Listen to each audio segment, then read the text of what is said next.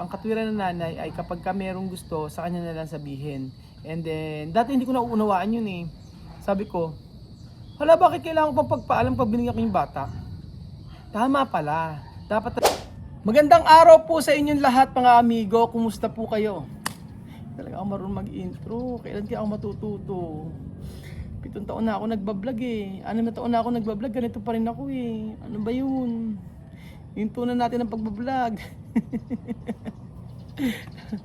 What's up guys? Welcome back to our YouTube channel. This is Brother Raul. This is DJ Raul from Nueva Ecija. I hope na nandyan kayo sa aking harapan ngayon. So ngayong araw, konyo. Hindi ko alam paano talaga ang patunay na pagbablog sa totoo lang mga amigo. Minsan nga iniisip ko, paano kaya maganda? Welcome back to our YouTube channel. Nandito po tayong lahat para makinig po ng salita ni Kuya Raul na lagi pong nagagalit ang iba dyan. Ang ganun pa. Hindi maganda. Ano kaya magandang ganito na lang. Welcome back to our YouTube channel. Ngayon guys, pangit talaga. Walang ganda. Oo, walang husay. Siguro mas maganda siguro welcome back to our YouTube channel. Nandito po si Kuya Raul at ngayong araw po ay pag-uusapan po natin, pati yung kamay gumagana. No? Seryoso na ganito. Welcome back po sa ating YouTube channel mga amigo. Ngayong araw po ay nandito po tayo sa bahay ni Kuya Raul. Kumusta na po kayong lahat? Kumusta ang bawat isa? Kumusta? Kagaganyan ko na, kagaganyan, humimula yung kamay ko eh. No? Ngayong araw po, nang matapos na tayo mga amigo. Magandang araw po sa inyong lahat mga amigo. Nandito po si Kuya Raul at game na po tayo mga amigo sa pagpunta ng Matinga family. Ang tanong, kailan po ba? Ngayon na po ba o bukas po ba? Magugulat na lang kayo, makikita nyo na sa airport na kami. Pangit talaga. Opo mga amigo, hindi. Kaya ako, itong vlog na ito mga amigo ay para sagutin lahat ng mga paratang nyo sa akin. Oo, ayan po, yung vlog na po nito ay para sagutin po yung ibang mga paratang po sa atin. Opo, yung mga paratang sa atin ng ibang mga nanonood. O yun. Siyempre, may mga nabasa kasi ako ibang mga comment na parang sabi ko, kailangan ko bang depensahan sarili ko? Kailangan ko bang paliwanagan? Kailangan ko pa bang mag-comment? Kailangan ko pa bang sagutin? So I think wala namang problema kung sasagutin natin para naman po at least malaman nyo yung aking saloobin. Sabi nga nito ni si ito. Ayan, gusto ko binata na si Bibian. Sabi nga ni Ilocana living in Turkey. May isang Ilocana na naninirahan sa Turkey. So binata na si Bibian, ganyan ang mga binata, seryoso, walang kare-reaksyon. Madalang magsalita sila. Marami akong kakilalang ganyan mga batang buminata na bibo noong tapos pagka binata seryoso, madalang lang magsagot. Yes po, yun na nakikita ko kasi mga amigo kay Bibian na naging yung bata syempre bibong-bibo like si Kylie, ganyan din, bibong-bibo ng bata. Tapos na nga nagdalaga na, tahimik na sila. Same with Miss Ma. I don't know kung, hindi natin alam kung si Amira ganun din. Opo mga amigo. Tapos sabi ni Emily Estanislao, ako nanonood na din uli. Mas okay ang mga batang Matinga family. Actually mas okay. Kasi sila talaga yung iniyakan ko mga amigo nung sila ay umuwi. At ramdam na ramdam nyo po yung pag-iyak ko at yun naiyak na talagang nag-invest ka ng feeling sa mga batang yun. Pero syempre tapos naman na yun at ngayon sa pagbabalik nila ay magiging happy tayong lahat dahil meron na namang mabubuksan na pagkakataon para makapag-aral dito sa Pilipinas. Sabing gano'n. Sabi tuloy na Melba Gaid, sabi niya, buti at babalik na sa Pinas, mas maganda dito sa Pilipinas sila mag-aral kaysa doon sa kanila. Totoo yan, iba po ang pag-aaral dito sa Pilipinas kumpara po sa kanila. At alam na alam niya po yan mga amigo. And then, eto, marami nakakamiss eh. Sabi tuloy ni Violet, nakakamiss naman si Bibian. Oo. Tapos sabi tuloy ni Nancy Ligan TV, mas gusto ko talaga ang si Chamame kaysa sa ayoko, wag na tayo magbanggit ng pangalan. Oo naman. Mas maano yung pinagsamahan kasi namin ni Chamame. Oo, kasi kami ni Chamame almost everyday nagpupunta ako sa kanila.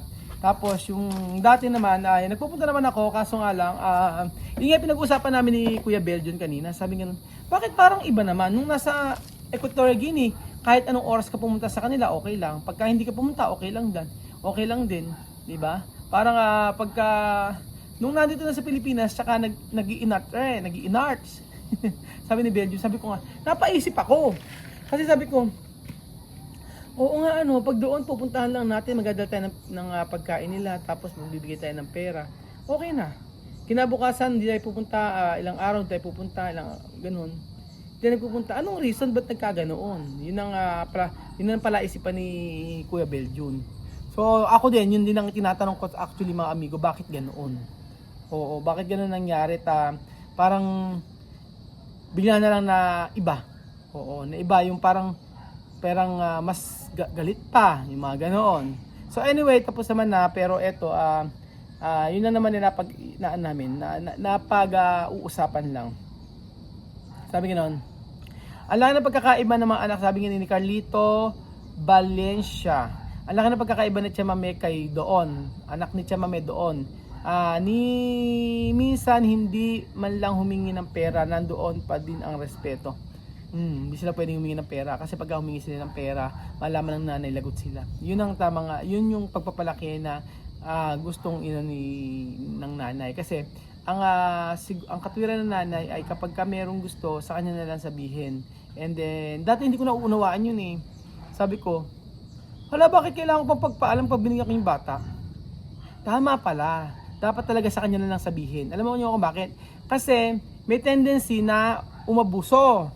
Oo, yun. Hindi naman kasi normal sa atin kasi mga Pilipino, hindi naman normal yung mga ganun, di ba? Yung bigla yung manghihingi, ganyan. Ewan ko kung normal ba? Yung mga bata bang ganun sa atin sa Pilipinas? O pare-pares lang siguro bata. Tapos sabi sa comment is ni Kapi Yarasi, true. Tapos sabi ni Just Nothing, kapag nalaman ni Chamame na hihingi ng pera, bugbuga abutin nila, maganda na disiplina ni Chamame.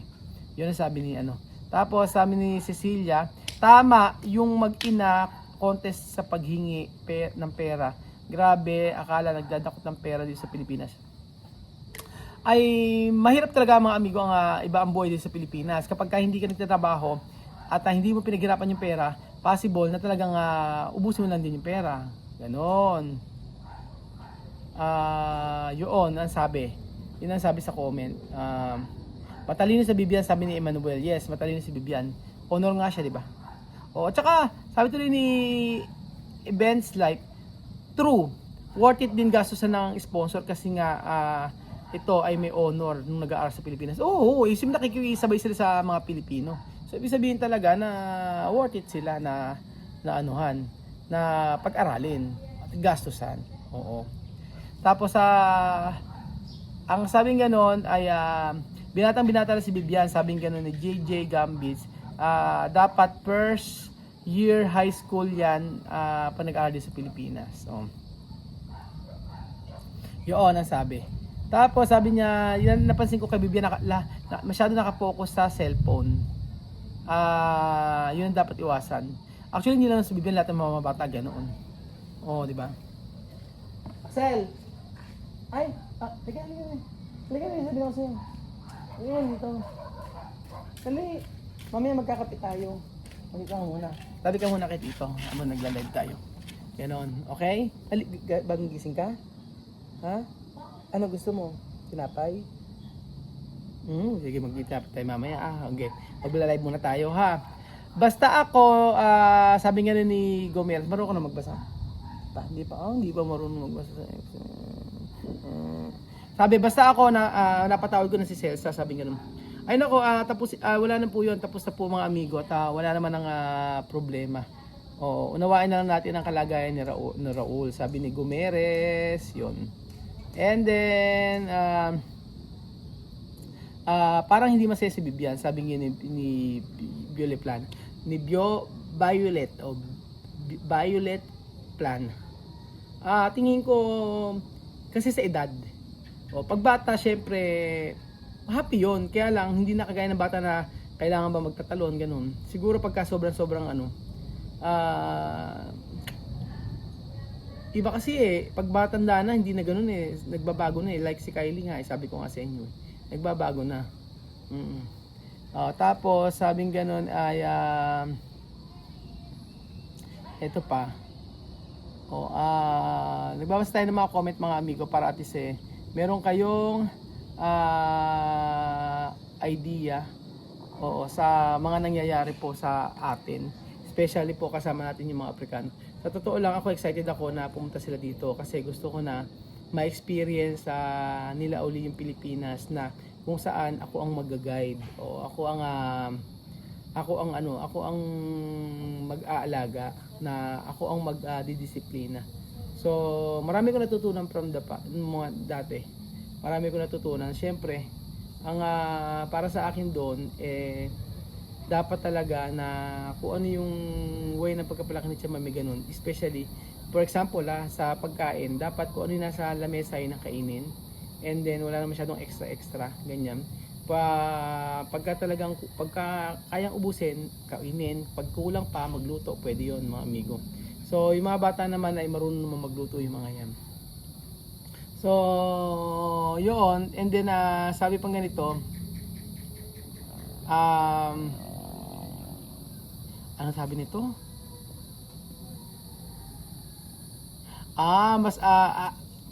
Mas gusto nila makita mas active sila sa sport. Siyempre, kung saan sila magiging happy, doon tayo mga amigo. Kung sila ay active sa sport, edi okay, di ba? Ganoon naman yun Kaya lang, ay merong nag-comment. Oo. Sasagutin ko kaya ito. Kita kay mama. Okay, wala na. Dali mo. Oo. Nagulat lang ako sa comment kanina kasi sinagot ko kanina yon. Kaya lang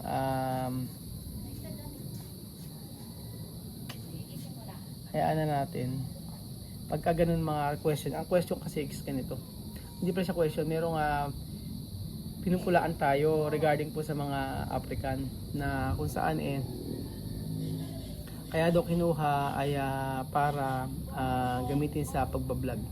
Yun. So kaya yun yung sa atin, yun yung ayoko sabihin kung sino nagsabi nito.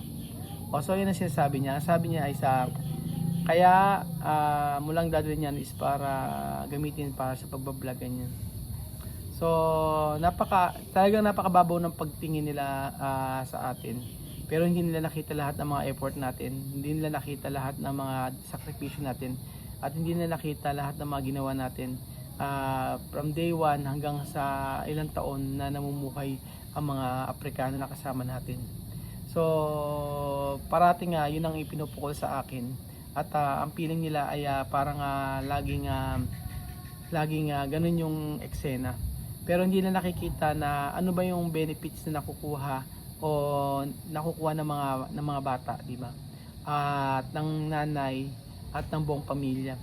Yun ang hindi nila nakikita. Kung ano yung mga bagay na naitulong before, hindi nila nakikita yon. Siguro talaga, naniniwala talaga ako na maraming bagay na dito sa mundo natin, especially dito sa Pilipinas, na mapanghusga kahit na hindi nila alam yung totoo. So, yun po mga amigo. Ang importante para sa akin ay malinis yung ating konsensya, malinis yung ating ginagawa, and then especially malinis po yung puso natin sa pagtulong. Yun po mga amigo. Para sa akin yun ang mahalaga. Basta tumulong lang sa abot ng makakaya. Kaya nga sabi ko nga sa inyo, di ba? Kukunin ko sila Bibian, Amir at saka sila misma, pero yung dalawang bata hindi pa. Siyempre, sabi ko nga po sa inyo yung obligation, pero hindi ko na iniisip yon. Sa totoo lang, ang sa akin lang right now, sila muna yung papuntahin natin sa Pilipinas at dumating yung pagkakataon, pwede naman yung ibang mga bata. Kaya po, wag po tayo maging judgmental mga amigo. Kung yun po ang tingin nyo sa akin, wala po akong magagawa. Pero alam ng Diyos kung ano ang laman ng puso ko. Alam ng Diyos kung gaano tayo kasinsya sa ginagawa natin. Bahala na po ang iba kung ano yung iparatang sa atin. Okay, bahala na. Kasi hindi naman matatapos eh. Always na ganun din naman yung sasabihin sa atin. Wala tayong ginawang mabuti para sa kanila. Kasi ang nakikita lang nila is yung mga bagay na alam nila na meron tayo. Pero yung mga bagay na tinulong, hindi nila nakikita yun. So ayan po mga amigo, grabe sa social media talagang pag hindi ka sanay